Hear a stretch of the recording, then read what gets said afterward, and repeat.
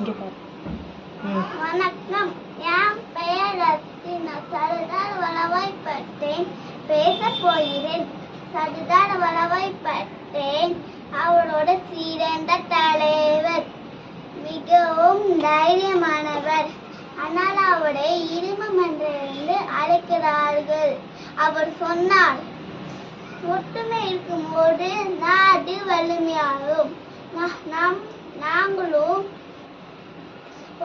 ஒற்றுமையோட நேர்மையா இருக்கணும். ஜெய் ஹிந்த். என் பேர் அவினாஷ்.